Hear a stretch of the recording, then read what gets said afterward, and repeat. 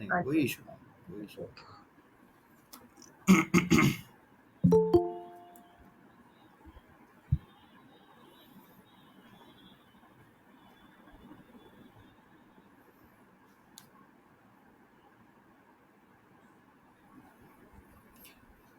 अच्छा जी, 10:05 हो गए हैं।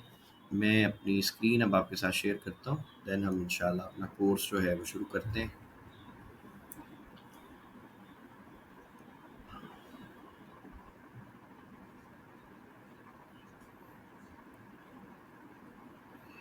अच्छा जी, आज हम बेसिकली पढ़ेंगे फॉरेक्स ट्रेडिंग को ना। तो फॉरेक्स के हवाले से कुछ मिथ्स हैं और कुछ ऐसी चीज़ें हैं, पहले मैं वो हमेशा डिस्कस करता हूँ। सबसे पहले जो ट्रेडिंग के हवाले से एक मिथ बनी हुई है जी, ट्रेडिंग जो है वो एक हराम बिजनेस है, ये हलाल नहीं है। तो सबसे पहले तो मैं आपको ये बताना चाहता हूँ कि ट्रेडिंग क्या होती है। देखें, ट्रेड कहते हैं तिजारत को। अब तिजारत आप किस में कर रहे हो जी? आप फॉरेक्स में कर रहे हो। फॉरेक्स क्या चीज़ है? फॉरेक्स एक वर्ड नहीं है, ये दो अल्फाजों से मिलके बनता है। ये है फॉरेन एक्सचेंज।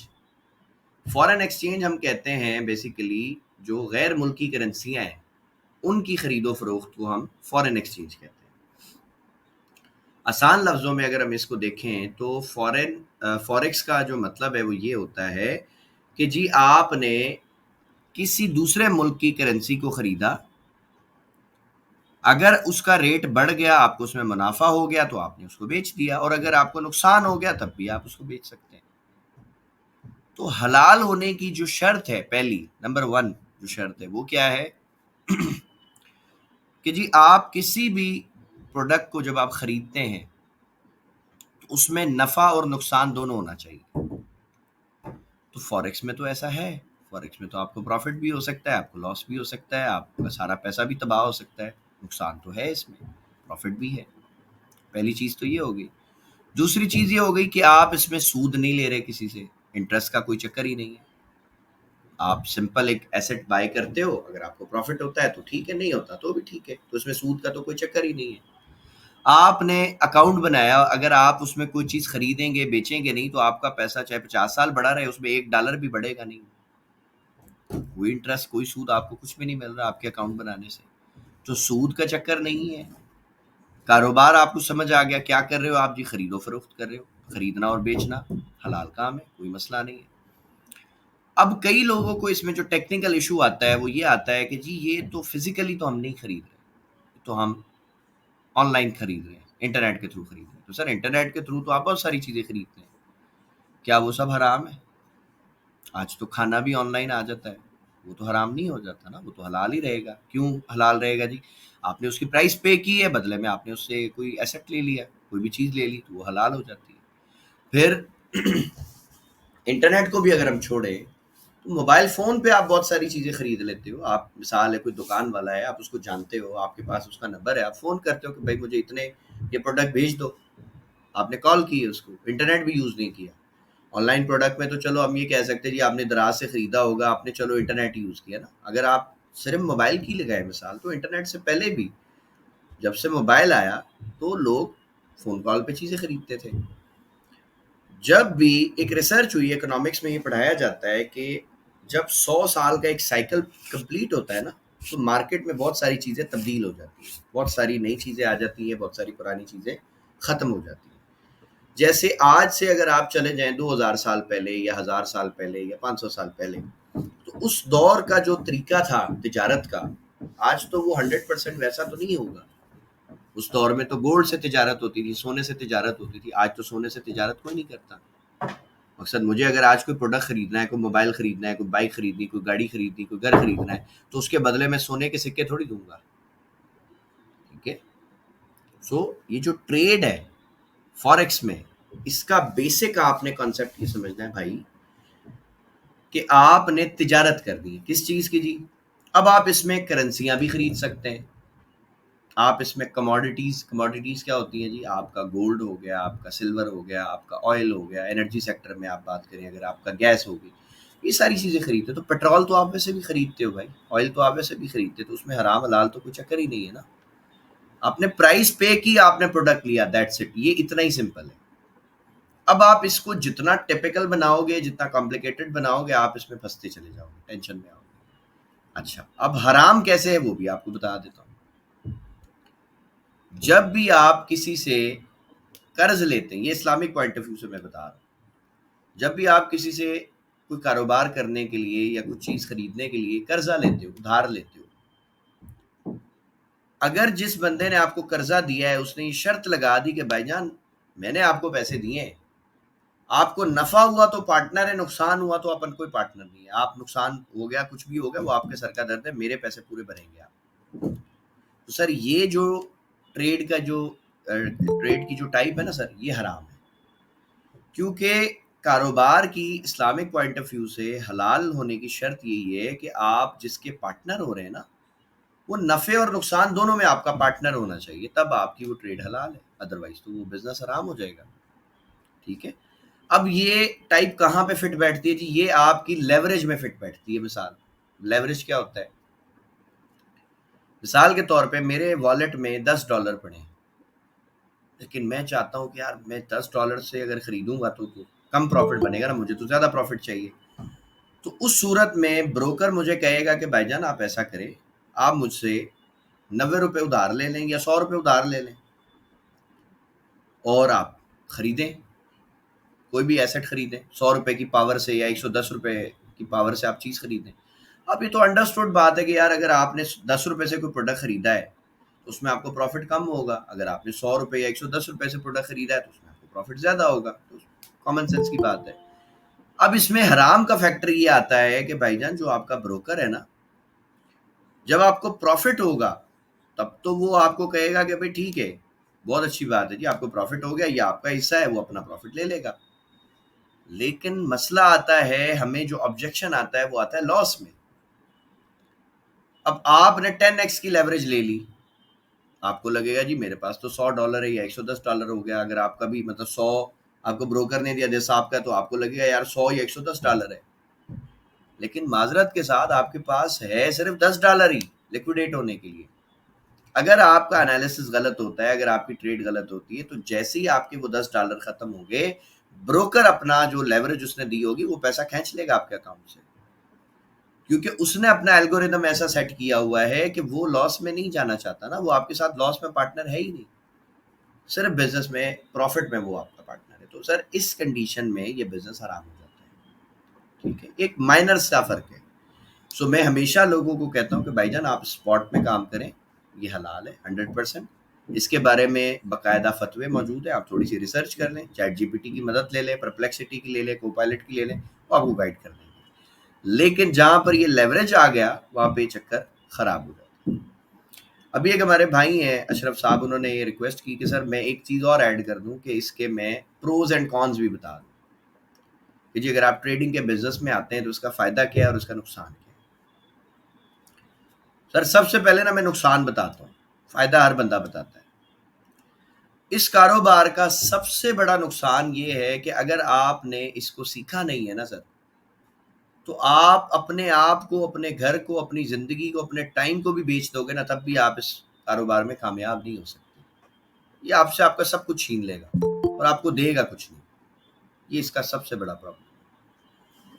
दूसरा, इस कारोबार का सबसे बड़ा जो प्रॉब्लम मुझे लगता है वो ये है कि अगर आपने सीखा नहीं है ना, ये आपकी पूरी की पूरी मेंटल जो सिचुएशन है ना, जो आपकी साइकोलॉजी है ना, उसको ये तबाह करके रख देगा, ख़त्म कर देगा उसे, अगर आप सीखे हुए नहीं हैं। ये दूसरा नुकसान। और तीसरा जो नुकसान है ना, ये आपकी जो पर्सनल लाइफ है ना, उसको भी तबाह कर देगा। मैंने कई लोग ऐसे देखे हैं कि जी वो पूरी पूरी रात जो है ना, पागलों की तरह एक ट्रेड गलत लगा के उसके पीछे जागते रहते हैं।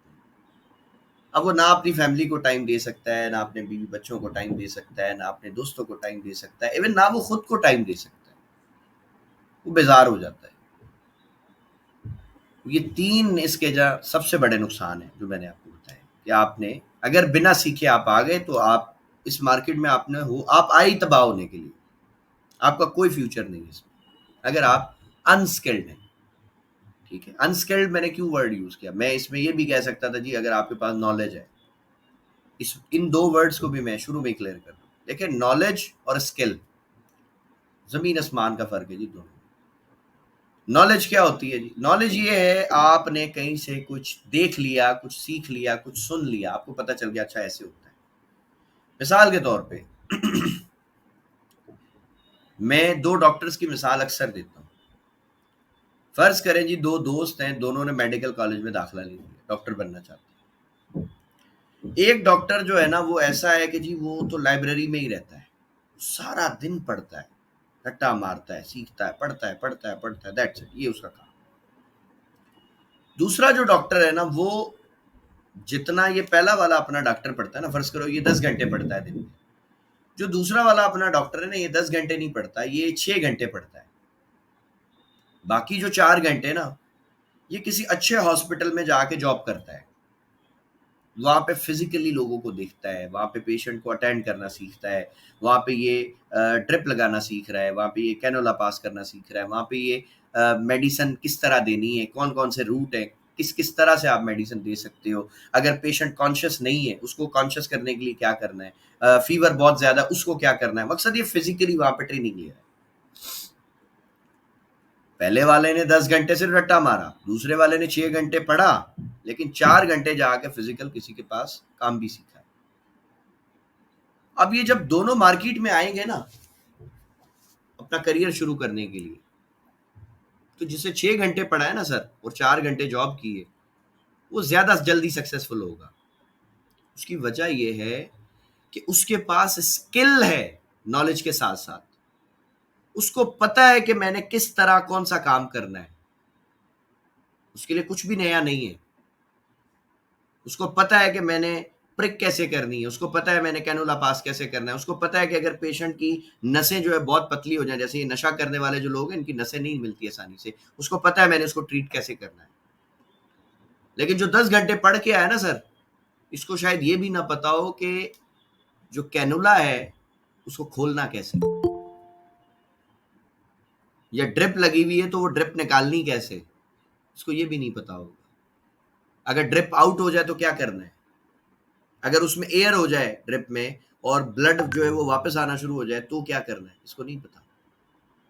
ठीक है, इसके लिए सब कुछ नया है और ये कुछ नहीं कर सकता। ठीक है, इसको टाइम लगेगा सीखने में।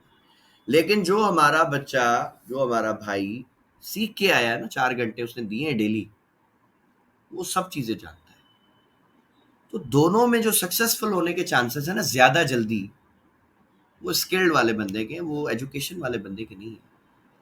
अब मार्केट में जो नॉलेज है वो तो सब जगह पड़ा है, यूट्यूब पे इतनी वीडियोस है, आप जाएं सीखें, बहुत सारी वीडियोस हैं। लेकिन वो सीख के इम्प्लीमेंट कैसे करना है सर, ये आपको स्किल सिखाएगी ना। ये तो स्किल है, ये तो हुनर है। इसके लिए आपको कोई एक उस्ताद बनाना पड़ेगा। और आज चूंकि आपकी पहली क्लास है तो मैं पहली क्लास में हमेशा सबसे रिक्वेस्ट करता हूँ कि जो भी पहले सीखा है ना आपने उसको आप भूल जाएं पहले। सिर्फ ये 6 हफ्ते के लिए ना, 1.5 महीना आप उसको अपने दिमाग में ना आने दो। आप समझो मुझे कुछ नहीं आता, आप एक फ्रेश स्टूडेंट हो, मेरे पास आए हो फ्रेश दिमाग के साथ, आपको कुछ नहीं आता। क्योंकि अगर आप ये नहीं समझेंगे और ये आपको लगेगा कि जी मुझे तो ये भी आता है, मुझे तो वो भी आता है, मुझे तो वो भी आता है, सर माजरत के साथ आप फिर मुझसे सीख नहीं सकते।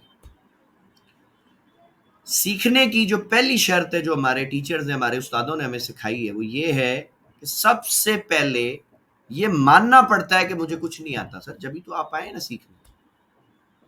काफी सारे स्टूडेंट जब आते हैं नए, वो कहते हैं सर मुझे तो ये भी आता है, मुझे तो वो भी आता है। तो मैं कहता हूँ फिर मेरे पास क्या लेने आए हो?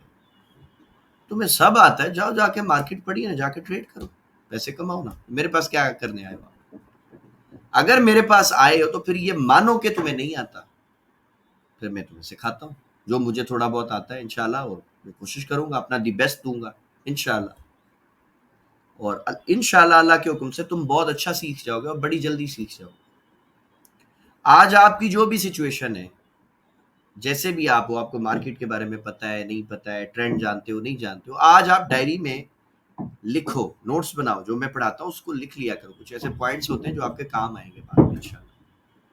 ठीक है, उसमें आप लिखो कि जी आज मुझे सिर्फ इतनी चीज़ों का पता है मार्केट में। आज से 6 हफ्ते बाद फिर आप अपना मवाजना कर लेना, अपना कंपैरिजन करना कि यार डे 1 पे मैं क्या था और आज मुझे क्या क्या आता है। तब आपको समझ आएगा कि हाँ यार मैंने इस 6 हफ्ते में वाकई सीखा है। और हमारे साथ अल्हम्दुलिल्लाह जुड़ने का सबसे बड़ा फ़ायदा हर स्टूडेंट को, हर भाई को ये है, हर बहन को, बेटी को ये है कि हम आपकी जान छोड़ते नहीं है भाई, जब तक आप प्रॉफिटेबल नहीं होते। इस क्लास में इवन काफ़ी ऐसे स्टूडेंट भी होंगे जो जिन्होंने मुझे बैच 2 में ज्वाइन किया था। कुछ ऐसे भी शायद होंगे बैच 1 में ज्वाइन किया, तो वो आज भी क्लास ले सकते हैं, कोई टेंशन वाली बात नहीं है। ठीक है। सो जब तक अब आप चाहेंगे आप हमारे साथ हैं, हम आपको नहीं छोड़ते, आप हमें छोड़ना चाहे तो वो एक अलग कहानी है। ठीक है। अच्छा, अब ये हमने कॉन्स वगैरह सब हो गए। अब हम प्रोज भी बता देते जी आपको कि आप अगर इस बिजनेस को सीखते हैं मेहनत से, आपको इसमें फायदा क्या है। सबसे पहले इस वक्त अगर आप पाकिस्तान में रहते हैं तो पहले तो मैं आपको ये बता दूं कि दुनिया में सबसे सस्ता मुल्क मेरे हिसाब से पाकिस्तान है। सबसे चीप मुल्क है पाकिस्तान। बहुत सारे लोग मेरे से इख्तलाफ कर सकते हैं, उनको हक है इख्तलाफ, हर बंदे की अपनी राय होती है। मुझे सस्ता पाकिस्तान क्यों लगता है सर, मेरे बहुत सारे स्टूडेंट ना अल्हम्दुलिल्लाह दुबई में रहते हैं, ओमान में रहते हैं, जर्मनी में रहते हैं, इटली में रहते हैं। तो मैं आपको सिर्फ दुबई की मिसाल अगर बताऊं ना, तो दुबई में एक फैमिली को एक एवरेज लाइफ गुजारने के लिए कम से कम $5,000 चाहिए, कम से कम। अब आप $5,000 को कन्वर्ट कर दो पीकेआर में, सर 15 लाख रुपए के करीब बनता है। पाकिस्तान में अगर आपने एक बादशाह वाली जिंदगी गुजारनी है ना सर, जहाँ पे आपके पास 10 एम्प्लॉयज भी होंगे, तो मैं समझता हूँ ये 15 लाख बहुत है। आप नहीं खर्च कर सकते सर महीने का 15 लाख, आप बादशाह वाली लाइफ गुजारोगे इंशाल्लाह।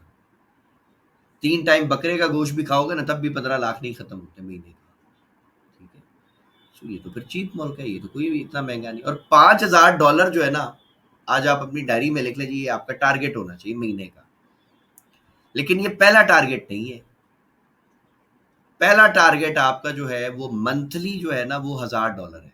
$1,000 आपने महीने का बनाना है, ये आज आपका गोल है, पहला टारगेट आप सेट कर। और ये इंशाल्लाह इंशाल्लाह आपको विद इन अ 6 मंथ आपको ये अचीव करना है इंशाल्लाह। 6 महीने के बाद आज से ना आप 3 लाख रुपए महीने पे आप आ जाने चाहिए इंशाल्लाह। जब आप 3 लाख पे पहुंचेंगे, फिर आपका नेक्स्ट गोल $5,000, महीने का 15 लाख। और जब आप 15 लाख पे पहुंच गए, मैं समझता हूं अब आपका एक, यानी जो ये महंगाई और ये जो रोना धोना टेंशन, ये सब खत्म हो गया। और ये आप फॉरेक्स ट्रेडिंग से बड़ी ही आसानी से अल्हम्दुलिल्लाह अचीव कर सकते हैं। $5,000, $1,000 कोई मसला नहीं है। इस मार्केट में एक दिन का $7 ट्रिलियन पैसा आता है। ये इतना बड़ा फिगर है कि अगर किसी बंदे को इसका 10% भी मिल जाए ना, उसकी आने वाली कई नस्लें बैठ के खा लेंगी इंशाल्लाह, इतना पैसा है। तो इतनी बड़ी मार्केट है, आपको सिर्फ उसमें $1,000 महीने का बनाना है, पहला टारगेट आपको ये दिया गया है। ठीक हो गया। तो ये बड़ी आसानी से आप बना लेंगे। तो जी इसका पहला जो फ़ायदा है वो आपको ये समझ गए कि जो ये गुर्बत का रोना धोना है ना, आपका ये इंशाल्लाह 6 महीने में ख़त्म हो जाएगा। ये सबसे बड़ा फ़ायदा मुझे लगता है इस मार्केट का। दूसरा फ़ायदा सर ये है इस बिज़नेस का,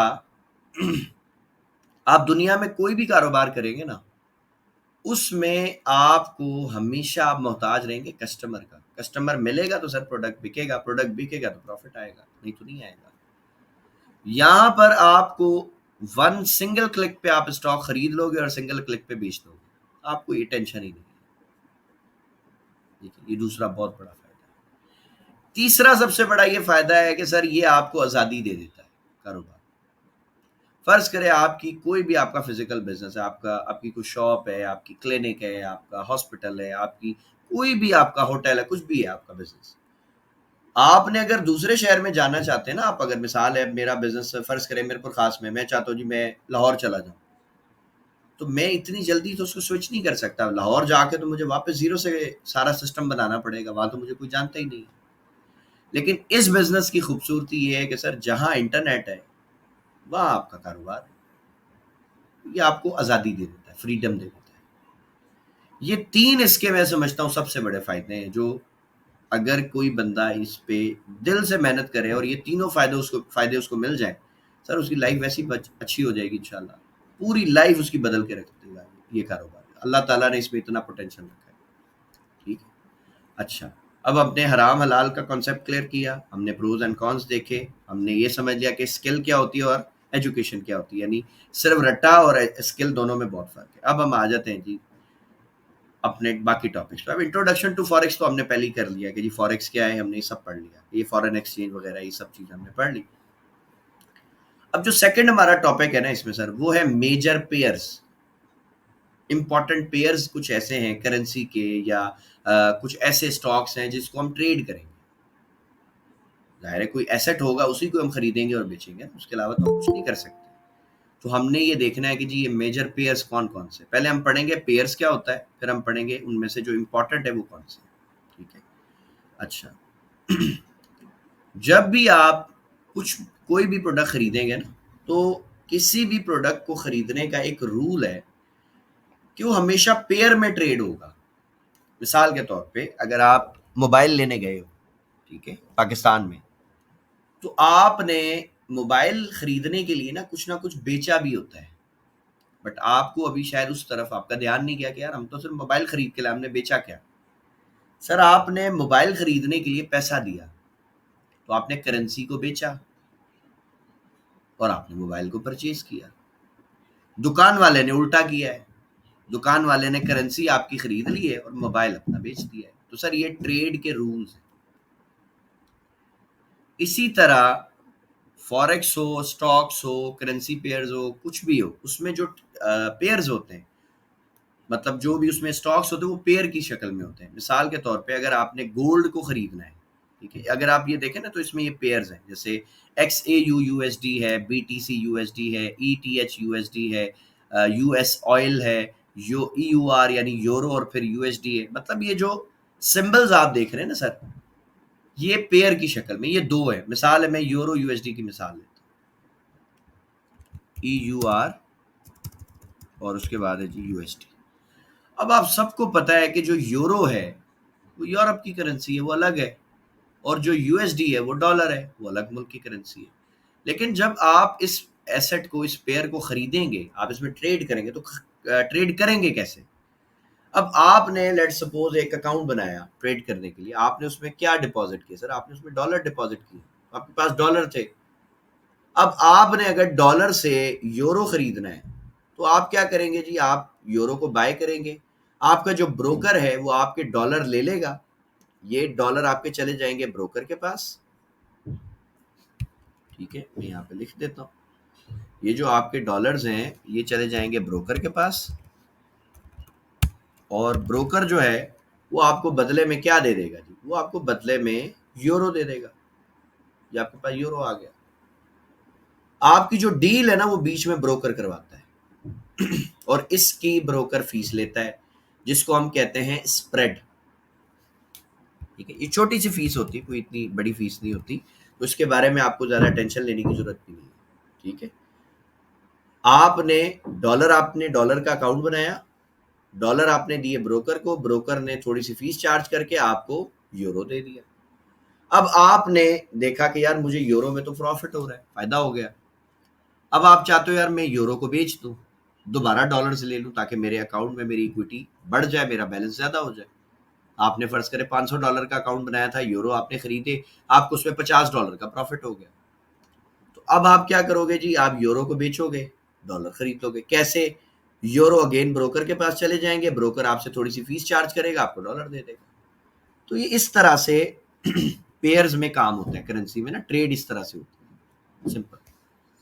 अब आ जाते हैं जी इंपॉर्टेंट पेयर कौन कौन से। तो सर इंपॉर्टेंट पेयर्स में आप इंपॉर्टेंट कंट्रीज का नाम याद रखें, और उन्हीं मुल्कों की जो करेंसी है ना वो ज्यादा इंपॉर्टेंट है। जैसे सबसे पहले जी इंपॉर्टेंट आपका USA, उसकी करेंसी है USD।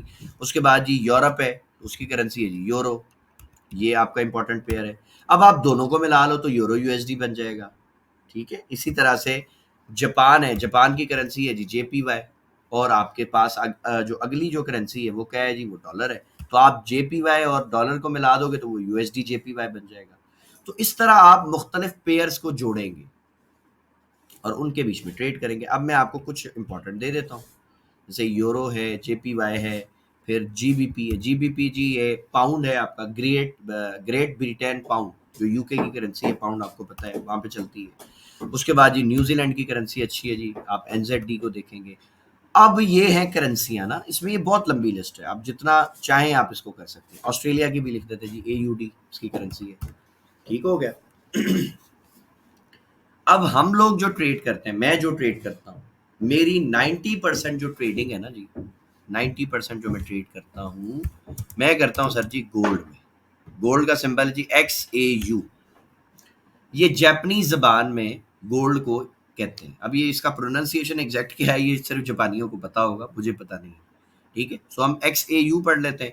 अब इसके साथ जब आप यूएसडी में लाएंगे तो ये कंप्लीट एक पेयर बन जाएगा, XAU USD, जो कि आपका गोल्ड का पेयर है। और आप अगर देखें तो इस वक्त ये ओपन भी है, ये देख लें XAU USD। ठीक है, मेरी 90% जो है ट्रेडिंग में इसमें करता हूँ, 90% मोस्टली, या 95 भी कह सकते हैं।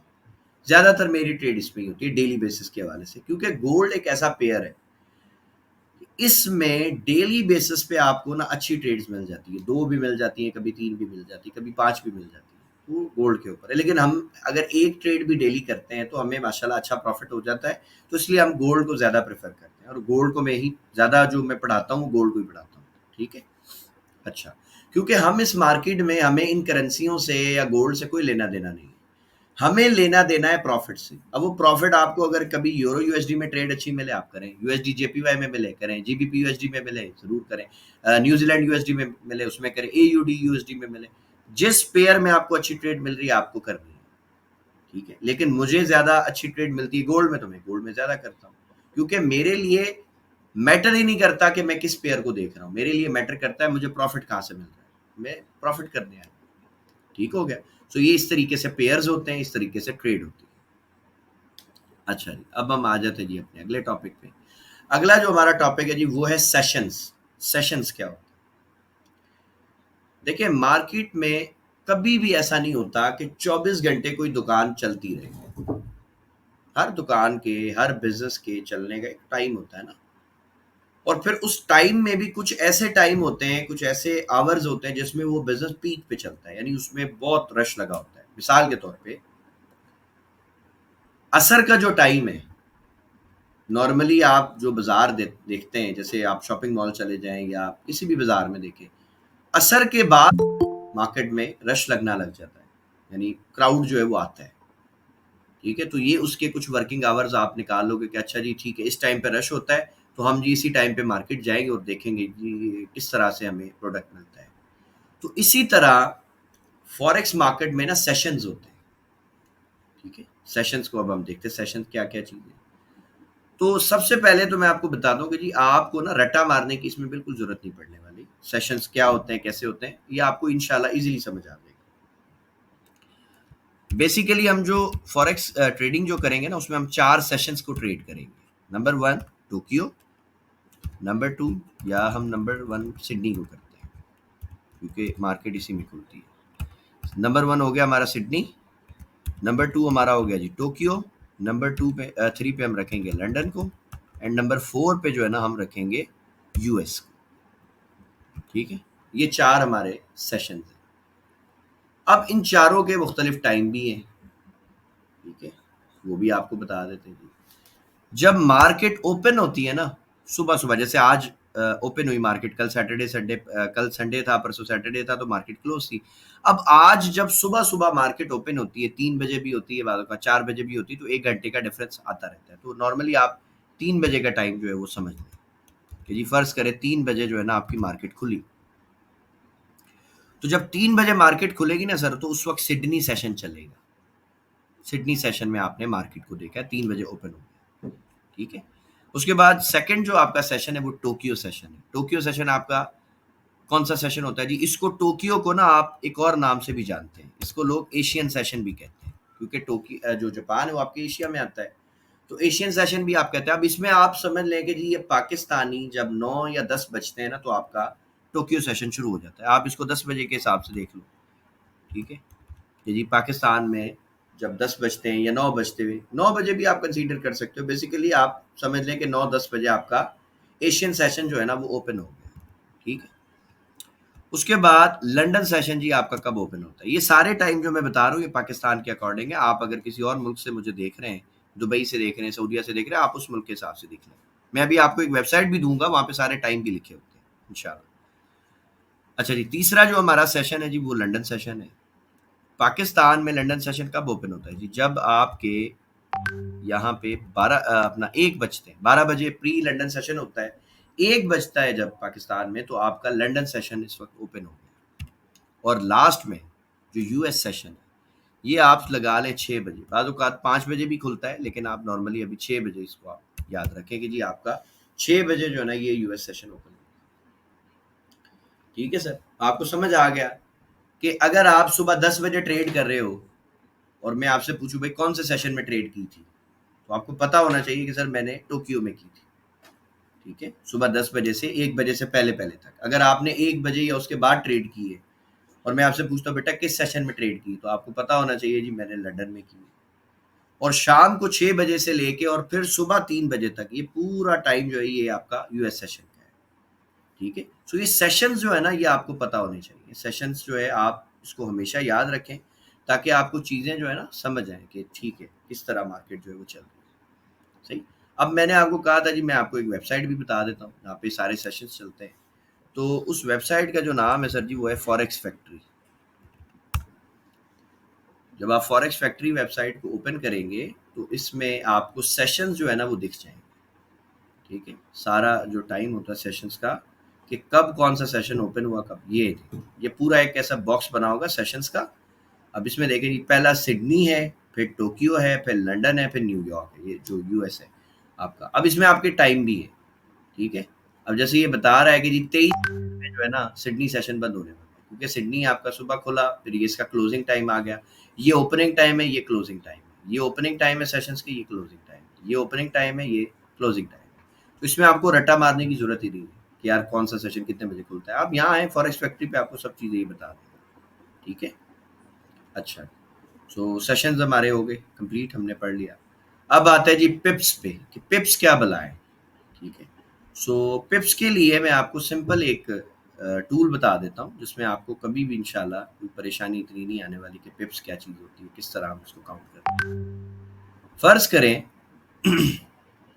ये कैंडल है एक, ठीक है, ये एक बड़ी कैंडल है। अब आप देखना चाहते हो कि यार ये कितने पिप्स की है, कितनी बड़ी कैंडल है, ये कितने डॉलर्स की है, ये कितने पिप्स की है। तो आप अगर इसको कंपेयर करें, ये एक टूल है आपका ट्रेडिंग व्यू में, मेजर्स कहते हैं इसको। ठीक है, आप जैसे ही इस पे क्लिक करेंगे ना तो ये आप आ गए। अब आपने यहाँ पे लेफ्ट क्लिक दबाना है स्टार्टिंग पॉइंट पे और अपने माउस को ऊपर ले जाएं और ये इसने जी आपके लिए सारा जो है ना काम कर दिया। इसने आपको बताया कि जी ये जो कैंडल है ये $22 और तकरीबन 775 सेंट की है।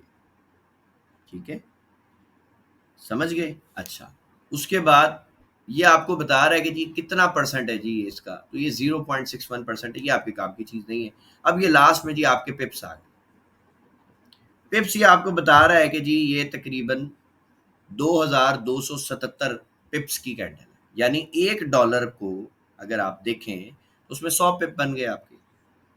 अब ये 22 को इसने बेसिकली किया क्या, इसने 100 से मल्टीप्लाई किया है, तो जी ये आपका इसने पिप्स निकाल दिया। तो $1 में 100 पिप है। ठीक है, ट्रेडिंग व्यू के अकॉर्डिंग ये इसका फार्मूला है। कुछ लोग कहते हैं जी 10 पिप होते हैं, कुछ कहते हैं जी 100 होते हैं, कुछ कहते हैं 10 होते हैं। तो बेसिकली आप इस फार्मूले पे आ जाओ भाई, ये इसमें लिखा हुआ। ठीक है, अब अगर गलत है तो ट्रेडिंग व्यू गलत है जी, हमारा सिस्टम इसके हिसाब से चल रहा है। सही हो गया। ये $22 की कैंडल थी, इसने पिप्स में किया, इसको 100 से मल्टीप्लाई कर दिया, तो ये 2277 हो गया। ठीक है, तो ये पिप्स को कैलकुलेट करने का सिंपल और इजीएस्ट फार्मूला है। इसमें आपको कोई टेंशन लेने की जरूरत नहीं है, कोई दिमाग लगाने की जरूरत नहीं। ठीक है, अब मिसाल है अगर मैंने ये पूरी एक एक कैंडल था, ये तो एक कैंडल थी ना, मैं चाहता हूँ जी यहाँ से तो रिपीट कीजिएगा, ये कैसे फार्मूला अप्लाई किया आपने? ये फार्मूला मैंने नहीं अप्लाई किया, ट्रेडिंग व्यू का है। ट्रेडिंग व्यू का ये फार्मूला है। ये क्या कहता है, मिसाल ये कैंडल को मैंने मेजर किया ना, ये एक कैंडल को मैंने नापा, तो ये कह रहा है जी $21 की ये कैंडल है। ठीक है, लेकिन जब इसके पिप्स ये निकाल के देगा तो ये इसको 100 से मल्टीप्लाई कर देगा। तो 21 मल्टीप्लाई बाय 100 ये हो गया 2124 पिप्स। जैसे $1 है उसको 100 से मल्टीप्लाई कर दे वो 100 पिप बन जाएगा। सिंपल, ये फार्मूला। अच्छा जी, अब ये तो एक कैंडल हमने की ना। मैं चाहता हूँ जी मैं यहाँ से लेके यहाँ तक पूरा इसको मेजर करूँ कि ये पूरी कितने डॉलर की वेव है और कितने पिप्स हैं। तो ये इनिशियल पॉइंट पे मैं माउस का लेफ्ट क्लिक करूंगा और ये मैं इसको यहाँ ले जाऊंगा। अब ये देख लें जी, ये पहले थी, ये पूरी वेव जो है ना यहाँ से यहाँ तक ये है $94 की। ठीक है, पूरी वेव।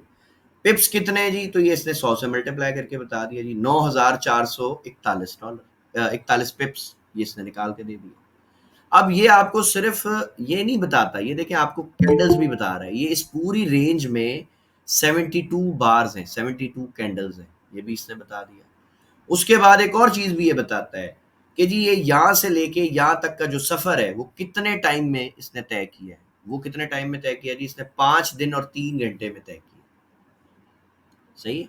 और ये जो वॉल्यूम है ये अभी आपके काम का नहीं है, इसको आप बेशक इग्नोर कर दें। जैसे ये परसेंटेज आपके काम का नहीं, इसको इग्नोर करना है, इसको भी आपने इग्नोर करना है। ये डॉलर्स आपके काम के हैं, पिप्स आपके काम का है। एक रेंज में आप गिनना चाहते हो भाई कितनी कैंडलें थी वो आप गिन सकते हो, और कितने दिन में ये वेव लगी वो आप यहाँ से इस टूल की मदद से, मेजर टूल की मदद से ये सब आप इजीली कर सकते हो। ठीक है, इसमें कोई टेंशन वाली बात नहीं। अच्छा जी, उसके बाद अब हम देखते हैं जी हमारा लॉट साइज क्या होता है। ये सबसे इंपॉर्टेंट टॉपिक है, तो जरा इस पे आप ध्यान दीजिए। सबसे इंपॉर्टेंट टॉपिक है क्योंकि ये आपके अकाउंट की जिंदगी भी है और मौत भी है। ठीक है, इसको जरा फोकस होकर आपने देखना। सबसे जो छोटा लॉट होता है ना वो उसको हम कहते हैं जी 0.01 का, सबसे छोटा है। ठीक है, इससे छोटा कोई लॉट नहीं है। लेकिन ये लॉट साइज है क्या, इसको अभी पहले समझते हैं ना, फिर उसके बाद हम देखेंगे इसको। मिसाल के तौर पे आप अगर कोई प्रोडक्ट खरीदने चाहते हैं तो उसको नापने के लिए, मेजर करने के लिए कोई स्केल यूज होता है, मेजरिंग स्केल जिसको हम कहते हैं। मिसाल के तौर पे अगर मैं अंडे खरीदने गया हूं तो मैं ये तो नहीं कह सकता ना कि यार मुझे 1 किलो अंडे दे दो, ये तो नहीं कहूंगा, या मुझे 5 लीटर अंडे दे दो। नहीं, उसका एक स्केल है, वो डजन है। वो डजन में कैलकुलेट होगा जी, मुझे 1 डजन चाहिए, 2 डजन चाहिए, 5 डजन चाहिए, 10 डजन चाहिए, उसमें आता है। फिर इसी तरह जो लिक्विड आइटम है ज़्यादातर वो लीटर में कैलकुलेट होते हैं कि जी दूध चाहिए 1 लीटर चाहिए, 5 लीटर चाहिए, 10 लीटर चाहिए। ऑयल है वो इसमें कैलकुलेट होता है, पानी भी इसमें ही कैलकुलेट हो रहा है, लिक्विड है। जो सॉलिड है वो केजी में जो है वो कैलकुलेट होता है। जैसे आटा खरीदना है या कोई भी प्रोडक्ट आप खरीदना चाहते हो जो सॉलिड है, थोड़ा ठोस है, वो केजी में आ जाएगा आपके पास। तो ये स्केल्स हैं नापने के। इसी तरह स्टॉक मार्केट में स्टॉक्स को, शेयर्स को नापने के लिए, मेजर करने के लिए, काउंट करने के लिए स्केल है। वो स्केल क्या है जी, वो लॉट साइज है। सबसे छोटा जो लॉट साइज है ना वो आपको बताया जी 0.01। अगर आपने इस लॉट साइज को यूज किया किसी भी एसेट को खरीदने के लिए, मिसाल मैंने गोल्ड खरीदा 0.01 से, तो अगर मैंने ये खरीदा तो मैंने कितने शेयर्स बाय किए। ठीक है, सो 0.01 जो लॉट साइज है ये बराबर होता है, अगर आपने ये लगाया है तो इसका मतलब है आपके पास 1000 शेयर्स हैं गोल्ड के या किसी भी पेयर के। ठीक है, शेयर्स है आपके पास 1000। ठीक हो गया। और गोल्ड में अगर आपने 0.01 लगाया है तो $1 की मूव पे आपको प्रॉफिट भी $1 ही होगा और लॉस भी $1 होगा। मिसाल के तौर पे गोल्ड की प्राइस थी, फर्ज करें 3500, मैंने 0.01 का लॉट साइज बाय कर लिया। अब इसका मतलब अगर कोई मुझसे पूछे भाई कितने शेयर्स हैं तुम्हारे पास, तो मैं कहूंगा यार 1000 शेयर है मेरे पास, मैंने 0.01 लॉट साइज लगाया है। ठीक है, तो ये भी चीज क्लियर हो गई। अब 3500 से अगर प्राइस जो है मेरी वो चली गई, मिसाल के तौर पे सपोज करते हैं जी वो $1 ऊपर चली गई, यानी 3501 पे चली गई, तो मुझे $1 का जो है ना वो प्रॉफिट हो जाएगा। और अगर $1 नीचे चलेगी यानी 3500 से वो चलेगी 3499 पे, तो मुझे $1 का लॉस हो जाएगा। ठीक है, ये फार्मूला इस तरह सिंपल हमने कर दिया।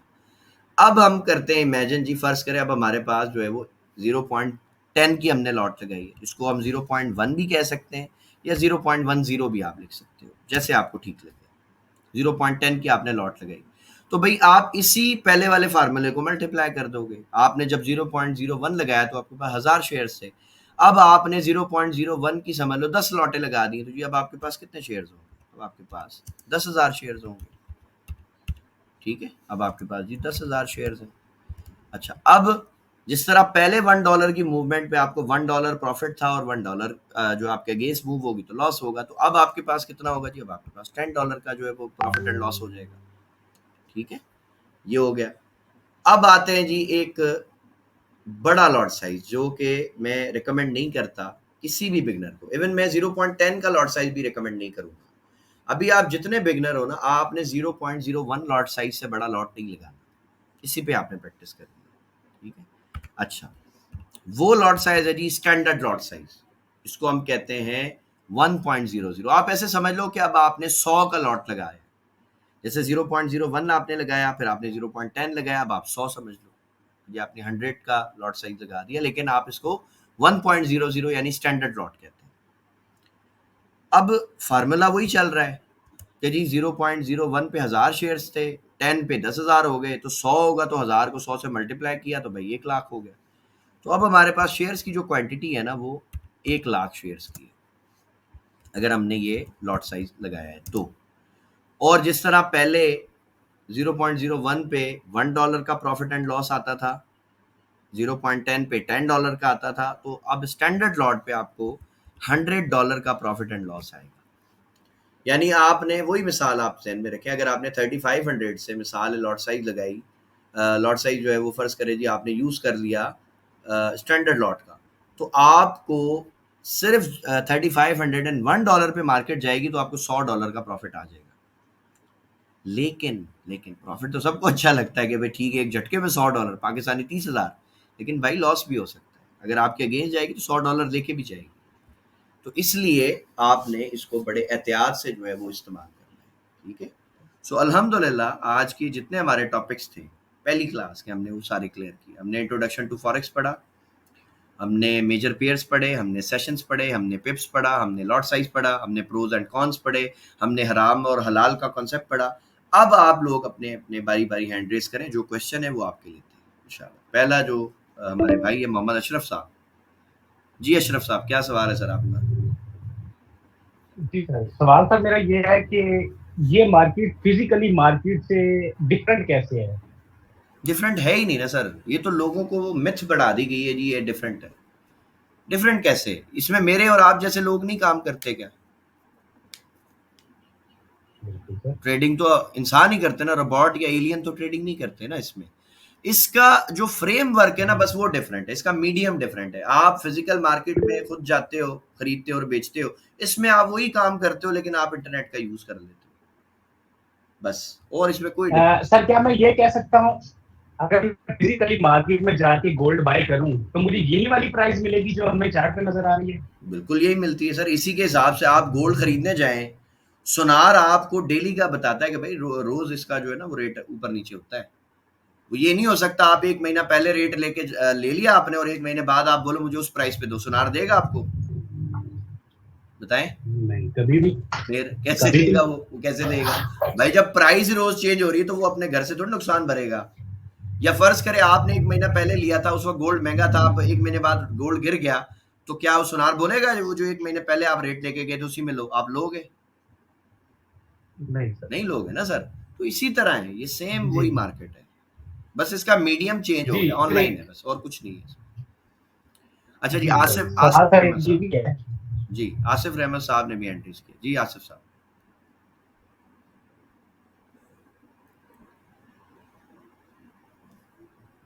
आसिफ साहब अगर मेरी आवाज आ रही है तो आप जी क्वेश्चन अस्सलाम करें। वालेकुम। जी अस्सलाम वालेकुम। वालेकुम सलाम। जी आसिफ भाई।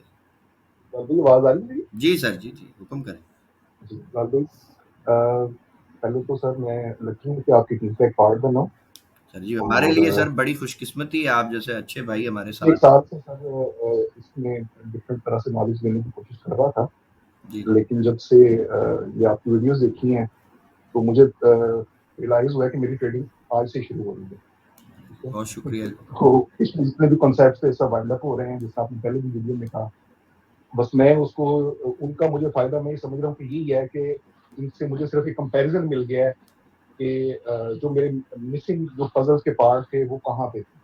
सही। तो इंशाल्लाह तो उन्हीं को अब सॉल्व करने की कोशिश करेंगे सर आपके साथ। उम्मीद है कि इंशाल्लाह, क्योंकि मैंने ये देखा कि सर मार्केट स्ट्रक्चर में जहाँ पे दूसरे लोग मार्केट शिफ्ट करवाते हैं वहाँ पे आपका पहला टीपी हो जाता है अल्हम्दुलिल्लाह। ये सर एक बड़ी मेरे लिए अल्हम्दुलिल्लाह, अल्लाह का बड़ा एहसान है, बड़ा एहसान। जी बड़ी सरप्राइजिंग था मेरे लिए। अच्छा सर, मैंने अभी फिलहाल एक छोटा सा अकाउंट बनाया हुआ है एक्सनेस में। ठीक हो गया।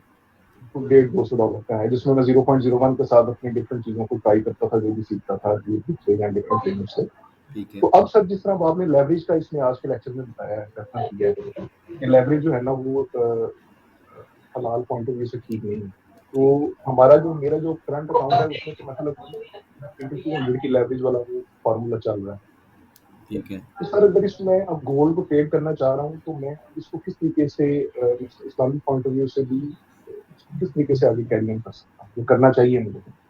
सर देखें, इसमें जो एक्सेस है ना आपका, एक्सेस आपको जो लेवरेज देता है ना, वो लेवरेज इस तरह से दे सकता है कि मिसाल है आपके पास अकाउंट $100 का है, आप उसमें मैक्सिमम जितना बड़ा लॉट साइज लगाना चाहो आप लगा लोगे, ये आपको वो देता है।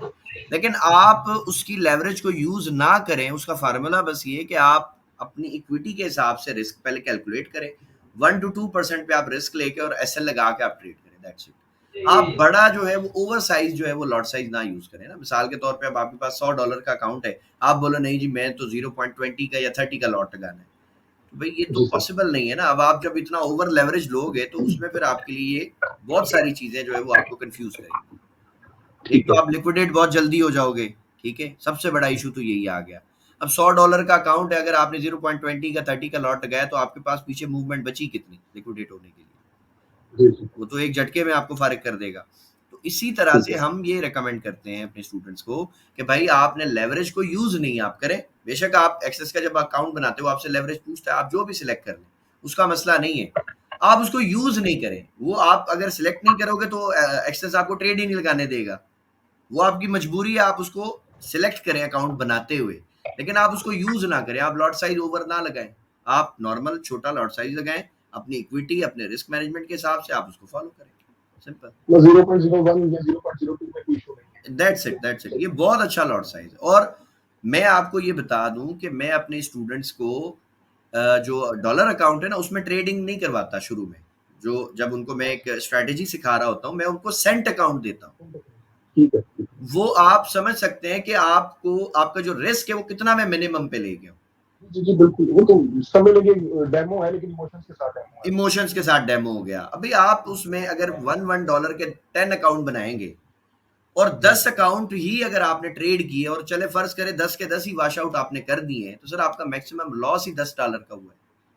तो उसमें आपके इमोशंस जो है ना वो ट्रिगर नहीं होंगे, आप ट्रेड लगाते हुए आपके हाथ नहीं कांपेंगे, आपको डर नहीं लगेगा, आप बोलेंगे ठीक है कोई मसला नहीं। तो उसमें आप जो है ना अपने इमोशंस को कंट्रोल कर लेंगे इंशाल्लाह, और अच्छी ट्रेडिंग अच्छी स्ट्रेटेजी पे आप आ जाएंगे। हाँ, जब सीख जाए तो फिर मेरे पास ऐसे शहजादे भी हैं, उन्होंने $50 से $1600 बना के बैठे हुए माशाल्लाह, अल्लाह ताला उनको और बरकत दे। ठीक है। अच्छा, एक क्वेश्चन मेरा और है इसी से रिलेटेड जी कि अब जो हमारे अब एक्सनेस नो डाउट लीगल तो नहीं है हमारे पाकिस्तान। बिल्कुल ऐसे ही है ना, आपका वो लेक्चर भी है इसमें। तो अब मैं रिटेल एक्सप्लोर करना चाहूँ, अकाउंट बनाना चाहूँ, ठीक है, तो क्या उसमें भी इतनी इक्विटी के साथ मेरा अकाउंट बन सकता है, या वो इसमें किस तरीके से मामला होते हैं? अगर आप सर उसमें PSX में तो आप 10,000 से बना लो अकाउंट, कोई मसला ही नहीं है, वो हमारी टीम आपको गाइड कर देगी।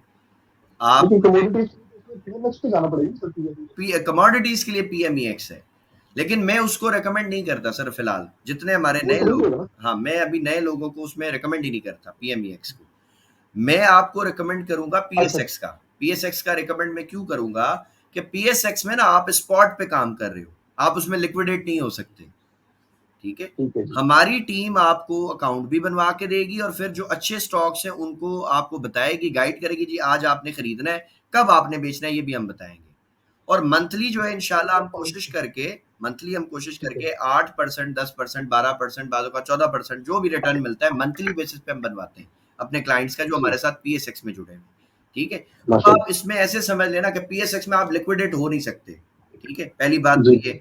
दूसरा, आपका जो ब्रोकर है सर वो रजिस्टर्ड है आपके ठीक है। जो सीएस जो ये होता है एससीसीपी जो होता है आपका जो रेगुलेटरी जो आपकी बॉडीज है उसके साथ है। फिर उसके बाद हम आपका सीडीसी अकाउंट खुलवा देते हैं। अब आप खुद समझदार है कि सीडीसी जो है वो आपके शेयर्स का लॉकर है, यानी ठीक है। ब्रोकर भी अगर आपके शेयर्स को कुछ करना चाहे तो वो भी नहीं कर सकता, वो इतने सेफ हैंड में चले गए। ठीक है, सही है। आपकी इन्वेस्टमेंट सेफ होगी। अब मैंने एक जो सिस्टम बनाया है अपने स्टूडेंट्स के लिए वो ये है कि भाई आप पहले ट्रेडिंग करो, एक स्ट्रेटेजी बनाओ, महीने का 500,000 डॉलर कमाओ।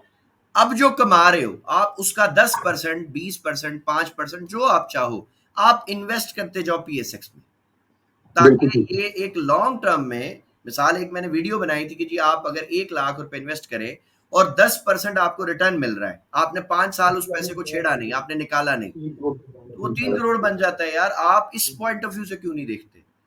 यार इसमें जी। आपका पैसा सेफ है, आपके इदारे आपको तंग नहीं करते, आपको कोई मसला नहीं है, और आपका पैसा ग्रेजुअली बढ़ता भी जा रहा है। जी आपके जी बच्चों के लिए वो एक जो है वो एक अच्छी अमाउंट बन जाएगी। कल को आप उनकी एजुकेशन पे खर्च करना चाहो, शादियां करना चाहो, कुछ भी आप व्हाटएवर बिजनेस करना चाहो, कुछ भी कर लो, पैसा सारा आपका है सेफ हैंड में। तो मैंने बिल्कुल इस ठीक तरह है। से एक रोड मैप अपने स्टूडेंट्स के लिए बनाया है। तो जो लोग भी पीएसएक्स में अकाउंट खुलवाना चाहते हैं मुझे मैसेज करते हैं, मैं उनको गाइड कर देता हूँ। हमारी टीम है पूरी अल्हम्दुलिल्लाह, वो उनके साथ कॉपरेट में होती है और अकाउंट उनका बनता है। आपको उसके परसों उसे ग्रुप में मैसेज कर दो सर, आपके जो नंबर है। जी, मेरे नंबर पे आप अगर जॉब करते हैं तो बता दीजिएगा सर मैं जॉब करता हूँ, मैं जॉब के हिसाब से जो डॉक्यूमेंट्स क्राइटेरिया है वो सेंड कर दूंगा। आप बिजनेस करते हैं तो उसके हिसाब से बता दूंगा। तो बाकी डॉक्यूमेंट ठीक है। सेंड करेंगे, फिर टीम को जो है वो सबमिट कर देंगे डॉक्यूमेंट्स आपके, फिर टीम आपके साथ इंशाल्लाह कोऑर्डिनेट फिर करेगी। बस वो आपके नंबर पे कांटेक्ट करना पड़ेगा ना उसके लिए। जी, जी, पहले आप मुझे बताएँगे ना सर, मैं आपको डाटा दे दूँगा, फिर मैं आगे फॉरवर्ड कर दूँगा। सर और डन मैं है। अभी एक और चीज़ भी बता दूँ सब लोगों को, ये मैं पहले भी बता चुका हूँ, लेकिन हो सकता है नए लोग हों।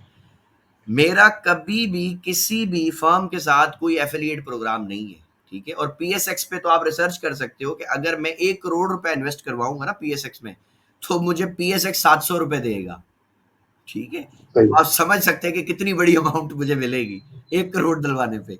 तो इसलिए मैंने बोला भाई मुझे चाहिए नहीं, कोई लिंक मेरा नहीं है।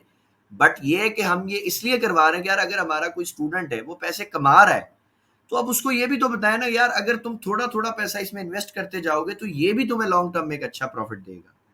तुम्हारे लिए अच्छा है, तुम्हारा बुढ़ापा सिक्योर हो जाएगा या तुम्हारे बच्चों का फ्यूचर सिक्योर हो जाएगा इंशाल्लाह। तो एक बिल्कुल प्लानिंग ठीक के हवाले से। ठीक है सर?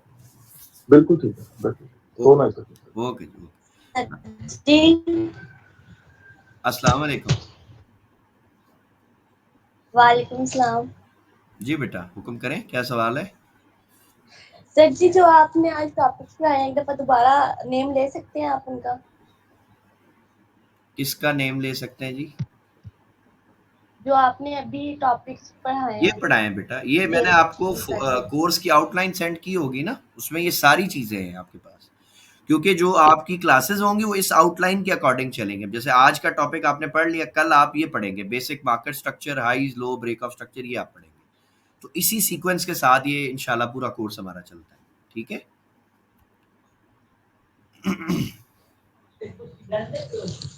अच्छा जी, और कोई क्वेश्चन किसी का है तो काइंडली बताएँ। जी सर, मेरे कुछ सवाल हैं सर। सर हुक्म करें सर। सर, एक कंफ्यूजन ये आ रही है माइंड में कि जब मुझे प्रॉफिट या लॉस हो रहा है, तो ये मेरा प्रॉफिट एंड लॉस कहाँ से आ रहा है सर? अगर मुझे लॉस हो रहा है तो वो कहाँ पे जा रहा है, और अगर प्रॉफिट हो रहा है तो वो कहाँ पे आ रहा है? सर एक सिंपल कॉन्सेप्ट है। फर्ज करो आपने एक बाइक खरीदी, प्लॉट की देते हैं मिसाल, बाइक वाली मजा नहीं आएगी। प्लॉट खरीदा अशरफ साहब, आपने प्लॉट लिया, जी जी आपने सर। आपने प्लॉट लिया किसी भी ब्रोकर से 1 लाख रुपए का, सही है? ठीक है। फर्ज करें अब वो प्लॉट आपका जो है ना नुकसान में चला गया, कुछ भी ऐसा हुआ, मार्केट की कोई गलत न्यूज आ गई कॉलोनी के बारे में कि जी ये तो इलीगल थी, ये तो फ्रॉड थी, ऐसा था, कुछ भी था, तो आपका वो जो लाख रुपए का प्लॉट था फर्ज करें जी वो 20,000 का या 50,000 का रह गया। ठीक है, तो इसमें जो लॉस आएगा कहाँ से ठीक है आएगा? लॉस किसको लॉस आ रहा है? सर, वो चीज मुझे आ रहा है, तो आपको ही कीमत आ रहा है कम ना, होने की वजह से आ रहा है। आपको ही आ रहा है, कीमत गिर गई, आपको लॉस आ गया। अच्छा, अगर अब इसको अपन उल्टा करते हैं, इस एग्जाम्पल को, आपने कोई प्लॉट लिया, और वहाँ पे कोई हॉस्पिटल उसके करीब कोई बन गया, या कोई कॉलेज बन गया, कोई यूनिवर्सिटी बन गई, या कोई कमर्शियल एरिया हो गया, अब आपका वो 1 लाख का प्लॉट हो सकता है 20 लाख का हो जाए। अब आपको प्रॉफिट कहाँ से आ रहा है? ऑफकोर्स जो सामने प्राइस के बढ़ने की वजह से आ रहे हैं सर। सर यही स्टॉक में है ना सर, आप बाय करेंगे, प्राइस गिर गई तो लॉस आएगा, प्राइस बढ़ गई तो प्रॉफिट आएगा, सिंपल। क्या मैं ये कह सकता हूँ कि जो मुझे लॉस हो रहा है वो सामने वाले को प्रॉफिट हो रहा है, किसी दूसरे या किसी और पर्सन ऐसा को प्रॉफिट ऐसा हो रहा नहीं है? है, और ऐसा नहीं है सर, ऐसा नहीं है, ये वैल्यू है। ये सारी मिसकंसेप्शंस है सर, ये बहुत सारी चीजें हैं जो लोगों को मिसगाइड करती गई। यार आपने एक एसेट खरीदा था, आपने गोल्ड खरीदा ना, फर्ज करो आप फिजिकल मार्केट जी में गए, आप ट्रेडिंग को छोड़ देते, आज फर्ज करें गोल्ड है 3 लाख रुपए तोला, सही है? आपने गोल्ड खरीदा, जी गोल्ड हो जाए 2 लाख तोला, तो आपको तो उसमें लॉस हुआ, लेकिन जो बेचने वाला है वो तो कमा गया ना, कि नहीं कमाया उसने? अगर वो आपको 3 लाख पे ना बिल्कुल सर। बेचता तो उसको लॉस हो जाता। तो सर ये तो मार्केट का उसूल है ना, ये तो बिजनेस का उसूल है।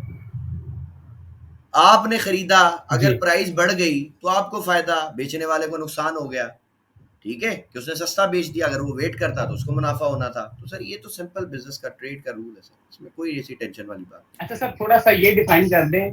बाय के केस में तो हमें समझ आ जाता है कि हम कोई चीज खरीद रहे हैं, उसके बदले में हम पैसे मनी दे रहे हैं। नहीं। सेल का कॉन्सेप्ट समझ नहीं आ रहा सर, हमारे पास वो सर चीज ये अवेलेबल ट्रेड, नहीं है लेकिन हम ट्रेड उसे का, सेल कर रहे हैं। नहीं नहीं, मैंने अभी आपको ब्रोकर की मिसाल दी ना सर।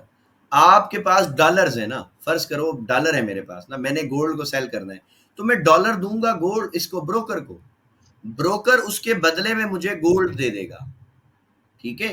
तो वो एसेट की प्राइस होती है। ये मैं डिटेल से समझाऊंगा आगे चल के, टॉपिक आएगा पूरा, अभी आपको ये समझ नहीं आएगा, ठीक है? इसको अपन डिस्कशन इस पे करेंगे लंबी, आधे पौने घंटे की, तब आपको समझ आएगा इंशाल्लाह, ठीक है? चले ठीक हो गया। और ये एक सर ये भी है कि प्राइस मूव क्यों करती है पैसे से ऊपर डिमांड, नीचे? डिमांड आएगी ना। आपके पास एक मोबाइल फोन है, फर्ज करो दुनिया में शार्ट हो जाए और डिमांड बढ़ जाए उसकी, सारे उसको खरीदना चाहे, बेचना कोई ना चाहे, तो उसकी कीमत बढ़ जाएगी। और आपके पास कोई बिल्कुल ऐसा सर, वो एसेट बढ़ है, सारी जाएगी। दुनिया उसको बेचना चाह रही है, जैसे बैरियर टाउन अब सब बेचना चाहते हैं ना, खरीदना नहीं चाहते, 50% मार्केट क्रैश कर गई।